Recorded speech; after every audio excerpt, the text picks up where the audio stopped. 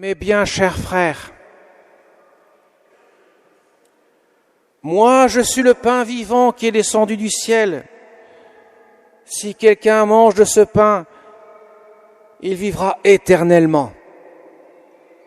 Le pain que je donnerai, c'est ma chair, donnée pour la vie du monde, nous dit Jésus dans l'évangile de ce dimanche, la suite de l'évangile de dimanche dernier.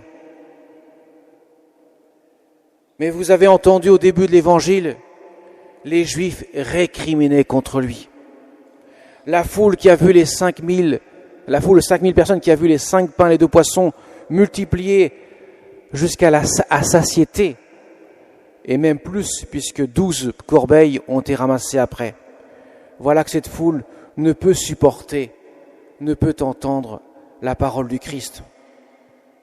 Elle qui disait, c'est lui le prophète, quand elle voyait la multiplication des pains, voilà que maintenant ils se disent, mais finalement ce gars-là on le connaît. N'est-il pas Jésus, fils de Joseph? Nous connaissons bien son père, sa mère. Alors comment peut-il dire cela? Je suis descendu du ciel.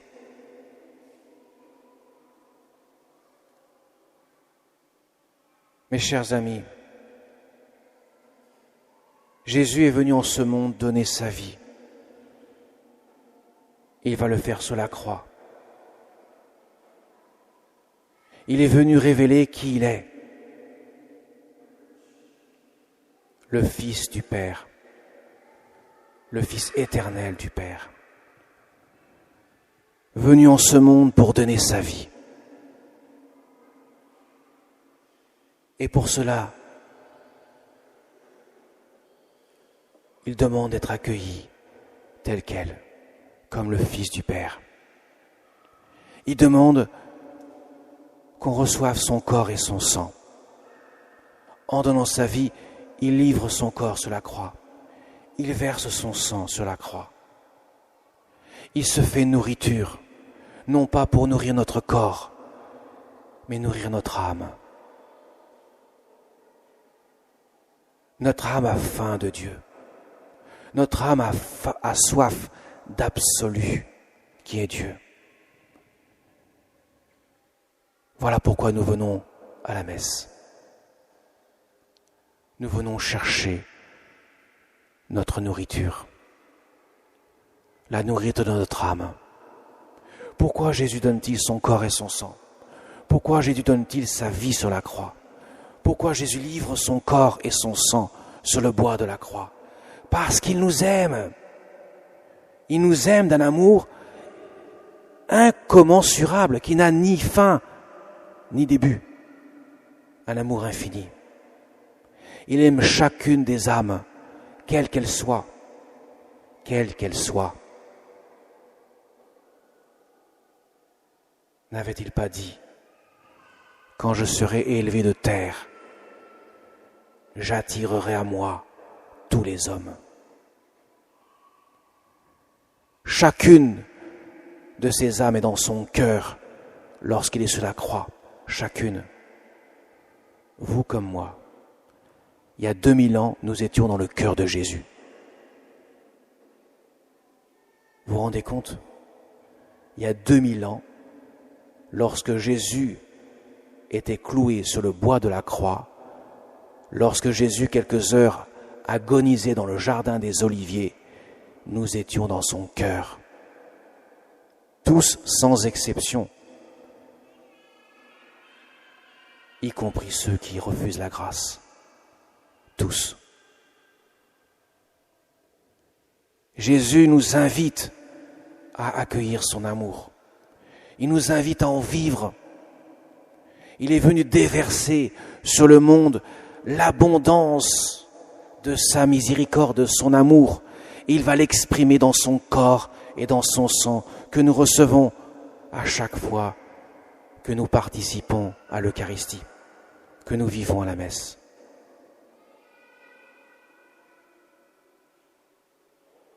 Il déverse cela sur le monde pour que nos cœurs puissent vivre. Parce que si nous ne nourrissons pas notre cœur, notre âme de l'amour de Dieu, nous allons défaillir en route. Quand il a multiplié les pains et les poissons, il avait dit, je ne peux pas les renvoyer, ils vont défaillir en route. Il l'a multiplié pour donner un signe que c'est lui qui est la source de l'amour. C'est lui qui donne sens à la route que nous prenons, pèlerins que nous sommes, pour vivre de l'amour de Dieu. Sans le don du corps et du sang de Jésus, nous serions des orphelins. Nous n'aurions pas de père. Nous serions divagants sur les routes. Nous ne trouverions pas le but de notre quête, cette quête intérieure que nous avons tous, sans exception. Quel que soit le degré de votre foi, que vous soyez pratiquants ou peu pratiquants, où vous vous trouvez aujourd'hui, par la providence dans cette église, peu importe, le bon Dieu vous aime. Il ne regarde pas votre curriculum vitae. Il ne regarde pas vos qualités, vos défauts. Il regarde votre âme, il vous aime d'un amour infini. Jésus vient nous dire à tous aujourd'hui, cette parole de l'Évangile, moi je suis le pain de vie, qui mange ma chair et boit mon sang aura la vie éternelle. Il n'a pas dit seulement il y a 2000 ans, il a dit aujourd'hui pour nous, en ce jour. Il nous parle. Il faut en être persuadé. Vous ne pouvez pas ressortir de l'église dans quelques instants sans avoir été touché par cette parole de Jésus. Moi, je suis le pain vivant. Transposé, moi, je suis l'amour. L'amour. Je vous donne mon amour. Accueillez-le, ouvrez vos cœurs. Je le déverse à profusion, sans compter. Autant vous puissiez l'accueillir, je le déverse dans votre cœur. Je vous donne le bonheur auquel vous aspirez tous, nous dit en quelque sorte Jésus. Ce n'est pas moins que cela.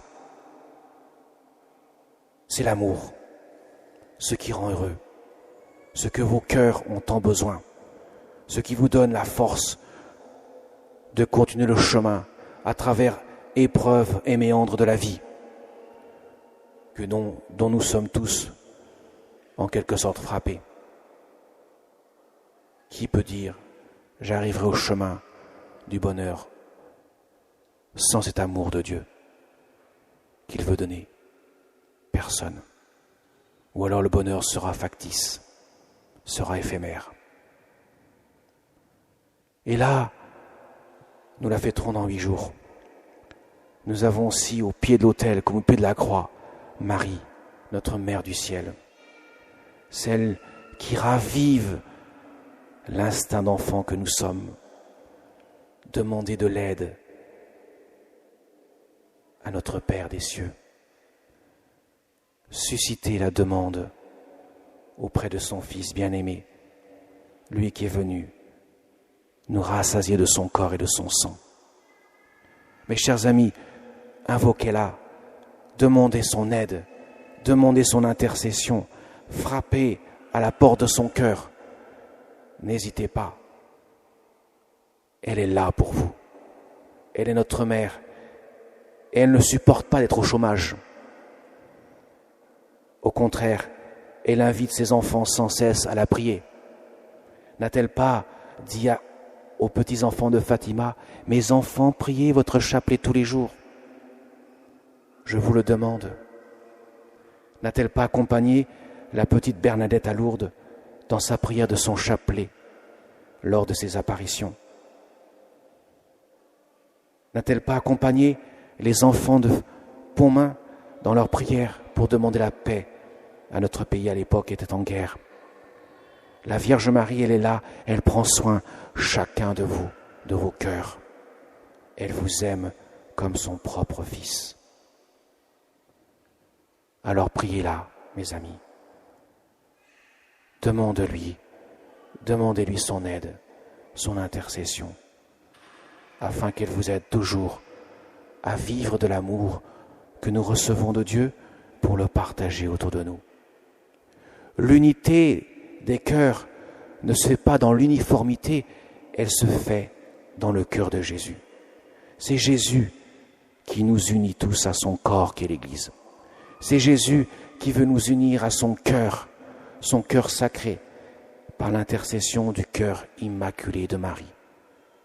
C'est lui qui veut réaliser l'unité des enfants de Dieu. Quelles que soient les différences de ces enfants, il veut les unifier dans un même cœur, car le Père les a donnés tous, ces enfants. Il me les a donnés, dit Jésus, afin que je puisse, à la fin du monde, lui remettre tout entre ses mains. Alors demandons au Seigneur, par l'intercession du cœur immaculé de Marie, que nous puissions être attentifs à l'appel de Dieu qui s'adresse à nous, que nous puissions laisser nourrir notre cœur par la présence de cet amour miséricordieux. Amen.